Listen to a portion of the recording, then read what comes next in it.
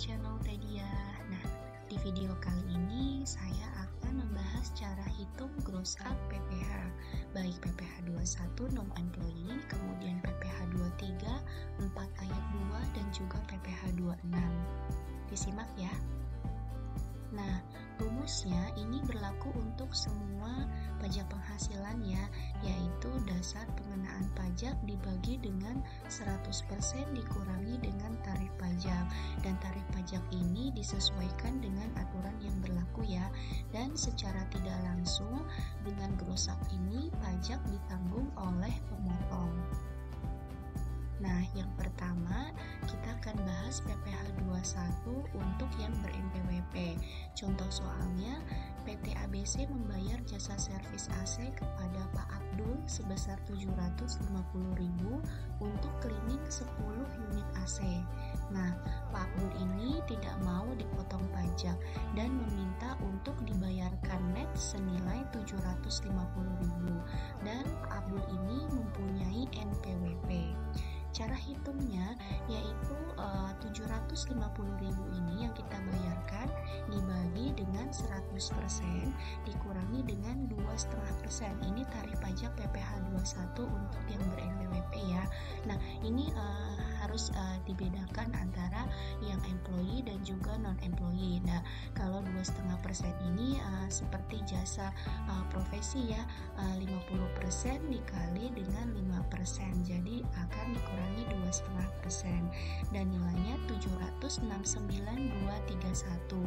Maka itu adalah DPP-nya ya, sehingga PPh yang dibayar adalah 19.231 yang ditanggung PT ABC, atau dengan kata lain 769.231 dikurangi dengan 750.000.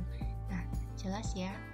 Nah, untuk selanjutnya ini adalah PPh 21 yang tidak ber-NPWP. Nah, contoh soalnya sama dengan yang tadi, cuma di sini Pak Abdul tidak ber-NPWP. Maka cara hitungnya kita kurangi dengan 3%.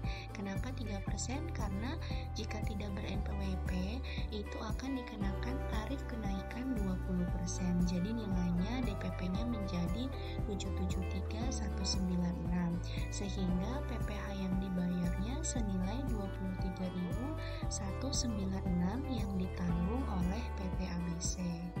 Nah, jelas ya untuk PPh 21.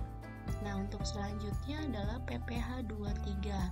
Contohnya, PT ABC membayar jasa bordir seragam kepada PT XYZ sebesar 1,5 juta. Nah, sesuai dengan kesepakatan nilai yang ditagihkan, 1,5 ini net di luar biaya pajak yang harus dipotong. Maka cara hitungnya 1,5 dibagi dengan 100% dikurangi 2%, yaitu tarif PPh 23 untuk jasa ya. Jadi nilainya sebesar 1.530.612 itu DPP-nya, sehingga PPh yang di gross up atau yang ditanggung menjadi 30.612. Oke, selanjutnya kita ke PPh 4 ayat 2. Nah, 4 ayat 2 contohnya ini adalah PT ABC menyewakan gedung perkantoran kepada PT XYZ sebesar 125 juta untuk 1 tahun, dan sesuai dengan kesepakatan nilai yang ditagihkan, 125 juta ini net di luar biaya pajak yang dipotong. Nah, cara hitungnya sama ya, 125 juta dibagi 100% dikurangi dengan tarif sewa tanah atau bangunan di PPh 4 ayat 2, PPh final itu dikenakan 10% ya, maka kita kurangkan 10%, jadi nilainya 138.888.889. Ini adalah DPP-nya ya, sehingga PPh yang dibayar senilai 13.888.889 atau 138.888.889 dikurangi 125 juta.